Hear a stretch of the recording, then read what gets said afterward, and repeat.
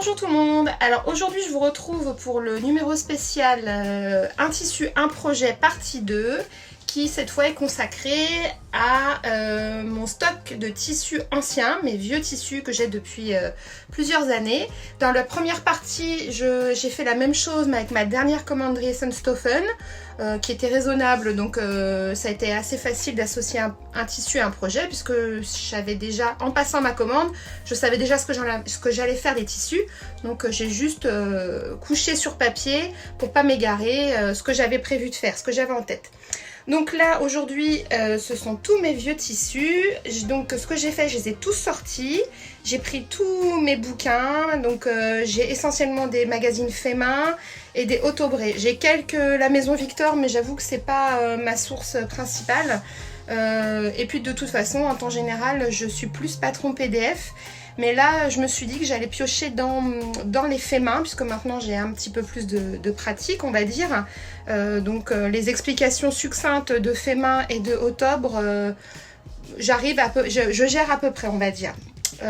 Et puis bon, bah voilà, ça va me permettre de sortir de ma zone de confort et de faire des projets un peu plus techniques et autre chose que des blouses ou des t-shirts.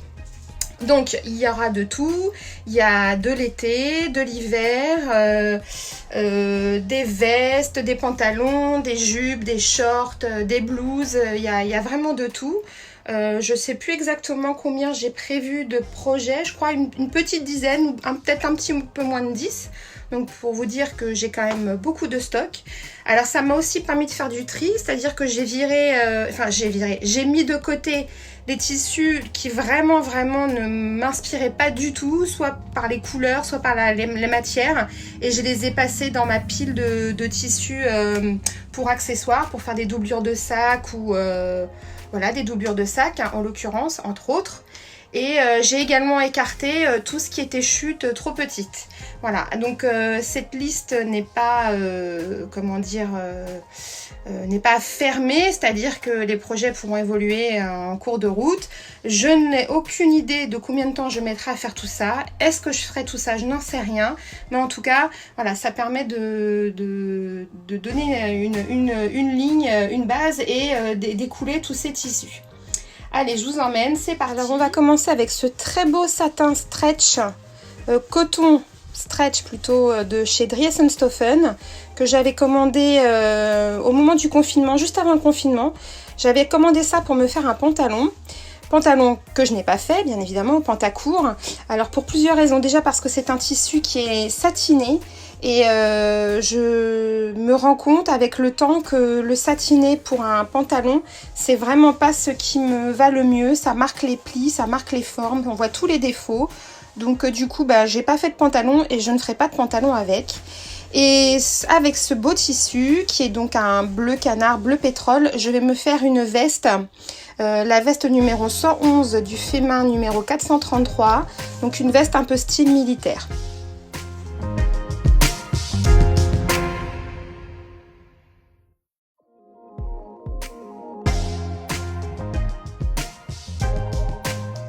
Ce jersey qui vient de chez Benitex, avec lequel j'ai déjà fait une robe RL et également un t-shirt avec un faux lassage aux épaules. Il me reste un bon morceau. Comme il est quand même très joli, très frais, très fleuri, c'est vrai qu'il est quand même plus été, mais avec ce qui me reste, j'ai quand même envie de me faire un plantain à manches longues pour cet hiver. Je me dis que ça sera gai, voilà. Et en plus, il ira très bien avec la veste militaire que je vais faire, puisqu'on a les mêmes tonalités de bleu. Dans cette chute de coton stretch bleu marine, donc qui est la même qualité que le bleu pétrole présenté juste avant, j'avais fait, alors au départ, je m'étais fait un pantalon, le pantalon Éléonore de chez Jali. Et donc, je n'ai pas mis ce pantalon parce que, juste comme je vous disais tout à l'heure, le côté satiné me fait ressortir tous mes défauts, on va dire, et ça me plaît pas du tout. Donc ce pantalon Eleonore est parti au recyclage la Croix-Rouge, enfin les recyclages, les bennes à vêtements. Et avec la chute qui reste, je pense avoir assez pour me faire une petite jupe portefeuille. Donc ça sera la jupe portefeuille du Femain numéro 115, enfin la jupe portefeuille numéro 115 du Femain numéro 442.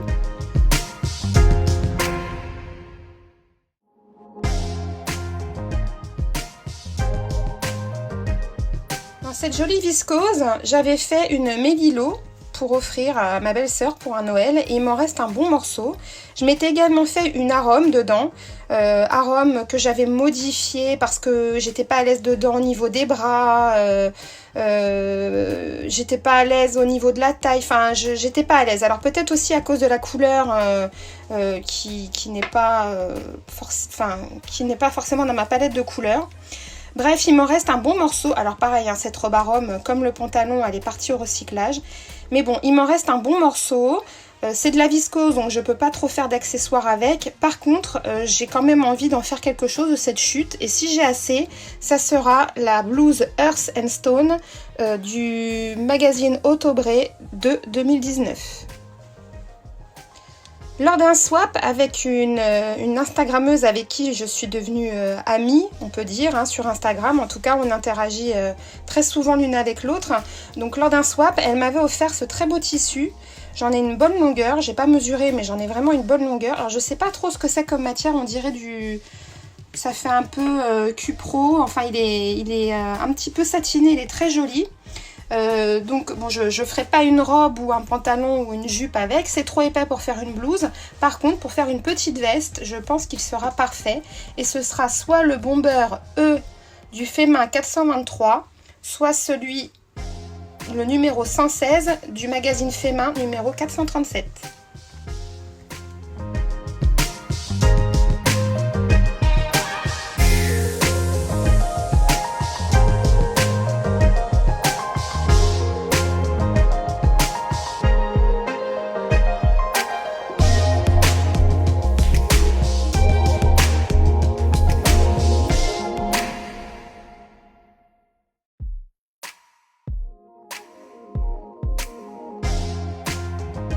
J'avais acheté cette viscose, alors je ne saurais vous dire où, peut-être chez Benitex. De toute façon, les 3 sites sur lesquels je commande, c'est Benitex, Dries&Stoffen, et j'ai dû commander une fois au Coupon de Saint-Pierre. Donc c'est soit du Benitex, soit du Dries&Stoffen. De toute façon, je suis désolée, ça fait tellement longtemps que j'ai ces tissus que je ne peux pas vous dire ni les références, ni les prix, ni d'où ils viennent. En tout cas, celui-ci que j'avais complètement oublié, j'en ai une bonne longueur, j'ai de quoi me faire une petite robe et ça sera donc pour l'été prochain la robe plume de l'usine à bulles, petite robe portefeuille. Dans ce voile acheté lors de ma dernière commande Dries&Stoffen, enfin pas ma dernière, mon avant-dernière commande Dries&Stoffen, où je vous disais que je verrais bien une blouse dedans parce que j'en ai une qui ressemble, dont le tissu ressemble beaucoup, une du commerce. Bon bah forcément j'ai pas eu le temps de faire cette année pour cet été, mais du coup bon, comme c'est quand même très transparent, c'est un voile, hein, je pense faire soit une Helios d'Atelier Scamit version tunique ou alors une Oya de Direndo, puisque comme la Oya est doublée devant, ça limitera le problème de la transparence. Et puis de toute façon pour l'été avec un petit débardeur en dessous, ça sera parfait. Dans cette magnifique viscose, vraiment magnifique, que j'ai acheté lors d'un CSF il doit y avoir 2 ans maintenant, ça doit être le CSF 2018.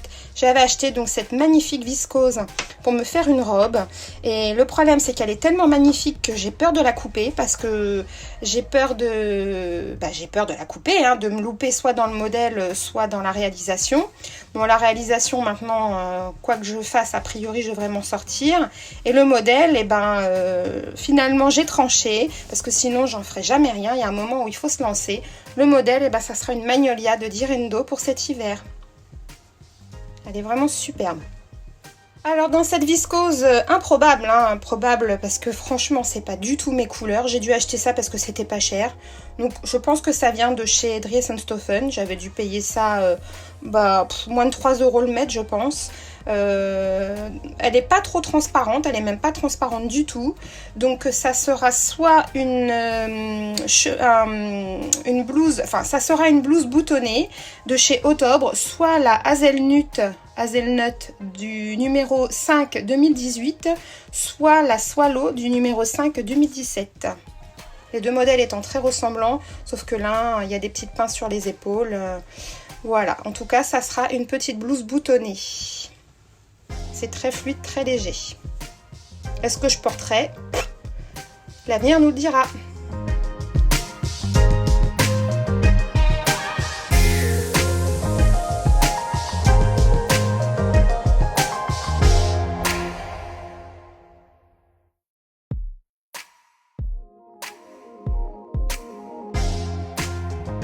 Dans ce magnifique crêpe bleu canard, pareil, je l'avais acheté au CSF il y a 2 ans, sur le même stand que la viscose dont je vous parlais tout à l'heure. Je vais faire une robe, la Easy Elegance du Octobre de 2019, parce que, vous voyez, hein, c'est exactement le même tissu, les mêmes couleurs, donc forcément c'est très facile de se projeter. Et j'aurai une petite robe un petit peu classe, un petit peu habillée, ce que je n'ai pas du tout dans ma garde-robe actuelle. Parfait pour les fêtes ou une cérémonie ou une soirée en amoureux. Enfin voilà, ça sera nickel. Allez, encore un vieux tissu que j'ai depuis des années. Je vous en avais déjà parlé dans ma commande de Dries & Stoffen du mois de mars. Celui-ci venait du tissu des Ursules. J'en ai une très bonne longueur, un bon métrage. J'ai de quoi faire une robe, mais franchement, je me vois pas porter ça. Donc c'est un jersey, mais pas un jersey de coton, mais bon, il est quand même un petit peu extensible. Donc dans ce tissu-là, j'ai prévu un top lucette. Je vais pas me mouiller, je vais faire quelque chose que je suis sûre de porter. Donc le top lucette, un petit top cache-cœur de Marie Poisson. Et ça sera pour cet hiver. On va continuer dans l'hiver. En rangeant, j'ai retrouvé cette très belle viscose. Je savais que je l'avais, cette viscose, hein. C'était pas une découverte. Par contre, je ne savais pas que j'en avais autant. Pour moi, quand je l'avais acheté, c'était une fin de rouleau, une chute. Et je pensais que j'avais juste de quoi me faire une blouse. Et en fait, non, j'ai largement de quoi me faire une robe. Donc finalement, ma bruyère, dont je vous parlais hier dans ma commande Dries & Stoffen, et ma bruyère, je vais la faire dans celui-ci. Donc je pense que je vais faire une toile dans le tissu Dries & Stoffen. Parce que bon, au prix où je l'ai payé, je me louperai pas, hein. Ça me permettra de faire mes ajustements au niveau de la taille, de la poitrine et des hanches. Puisque comme la bruyère, elle est quand même très cintrée. Et une fois que j'aurai validé tout ça, je me ferai une bruyère dans celle-ci, façon un peu bûcheron, mais bûcheron grand carreau, hein. Celui-là aussi, je vous en ai parlé dans une de mes précédentes vidéos, comme quoi je ne savais pas du tout quoi en faire, parce que version pantalon ou jupe, j'ai peur que ça fasse vraiment rôti, hein, c'est ce que je vous disais, ça en avait fait rire certaines. Bon, faut bien que je trouve une utilité quand même, parce qu'en qualité, il est très très beau. Je crois qu'il venait de chez Dries & Stoffen, celui-là aussi. Et finalement, je vais me faire une petite robe, la robe fait main, soit le modèle N du numéro 429, soit le numéro 103, le modèle 103 du numéro 433, puisque dans les deux, ce sont deux modèles qui se ressemblent énormément, une à manche courte, une à manche longue, et en fait les manches, vous voyez, ne sont pas pareilles, elles sont contrastées dans du noir, donc bon, pourquoi pas, de toute façon, faut bien que j'essaye d'en faire quelque chose. Ce tissu noir, acheté, il me semble, 1 € le mètre, oui, 1 € le mètre, au marché dans une ville à côté de chez moi. Donc à 1 € le mètre, je crois qu'il fallait en prendre 3 mètres, donc j'ai de quoi faire. Je sais pas pourquoi j'ai acheté ça, puisque je peux pas vraiment faire de la doublure. C'est satiné, c'est très bizarre, enfin bon, c'est pas un tissu qui m'inspire énormément. Ça a beau être noir, moi je préfère le mat. Mais bon, on va lui trouver une petite fonction quand même, une petite destination à ce tissu noir. Et ça sera une petite robe. Puisque bon, une petite robe noire, on risque pas. Une petite robe noire, on risque pas grand chose. Donc ça sera la robe du modèle Burda Easy Printemps-été 2018. mets en barre d'infos. Et ça serait le modèle RT 1715 ou le modèle RT 2011. Et sinon, j'ai trouvé sur le Cala le numéro 5066. Donc c'est un serge de coton lourd, 300 grammes au mètre carré, qui vient du site Made in Tissu. Et dans le même esprit, pour faire la même chose, le même projet, un pantalon de moto également, sur le même site, j'ai acheté une toile en jean. Pareil, c'est un jean qui est lourd, qui est épais, qui est très... Il est un tout petit peu extensible, mais vraiment léger. Donc je vais me faire un ginger en lui incorporant des poches au niveau des genoux et des hanches pour pouvoir y glisser mes protections amovibles. On retourne dans l'été avec ce très beau wax qui vient de Cameroun, il me semble, qui m'avait été offert par une de mes belles-sœurs, dont le mari est camerounais. Je m'étais déjà fait un haut caftan de chez Burda et donc il m'en reste une grosse quantité. Et dans celui-ci, eh bien l'année prochaine, pour l'été prochain, ça sera une robe plume de l'usine à bulles. Dans cette très belle viscose framboise qui vient, il me semble, des coupons de Saint-Pierre. J'en ai 3 mètres. Donc pareil, de quoi me faire une robe. Sûrement la robe plume ou une magnolia pour l'été. Et dans les restes, un short fluide, peut-être un sunset de la maison Victor. Dans cette chute de crêpes de chez Mondial Tissu, dans laquelle j'avais fait une bipretti, que j'adorais ma bipretti, sauf que j'ai grossi, elle me va plus, donc je l'ai donnée à ma tante qui elle la porte énormément. Donc dans ce crêpe qui vient de chez Mondial Tissu, ça sera un petit short parce que j'ai vraiment une micro chute et ça sera le short philo de Studio Calico. Dans cette chute de popeline de coton dans lequel j'avais fait une mélilo, non pas une mélilo, une datura pour ma nièce, il m'en reste un bon morceau, ça sera une blouse Octobre Earth and Stone du 2 2019.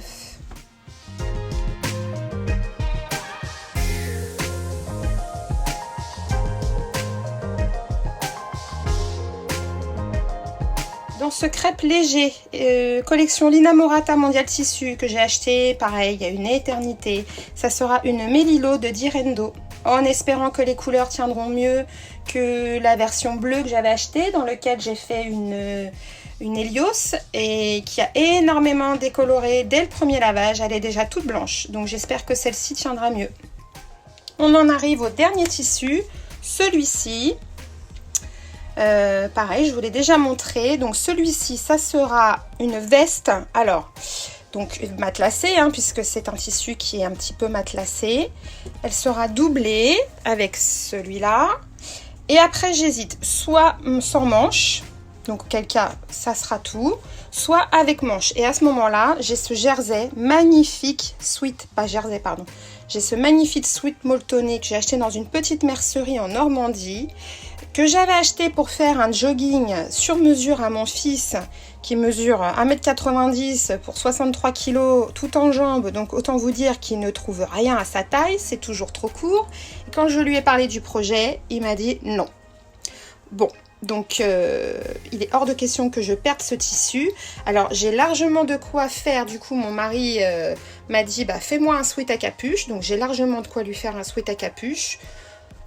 Bon, je ne sais pas. En fait, ce que je vais faire, je vais découper le patron d'un sweat à capuche, lequel je ne sais pas encore. J'ai regardé sur le Cala, j'en ai trouvé un.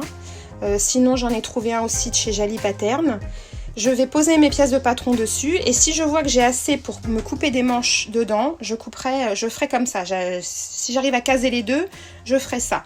Si vraiment je suis trop charrette pour me faire les manches, je me ferai la veste sans manches. Et donc j'ai prévu de me faire un bomber avec tout ça. Le bomber,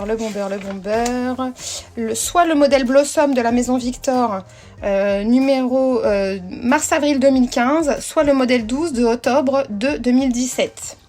J'ai également le bord-côte qui va avec pour le col, les poignets et la ceinture.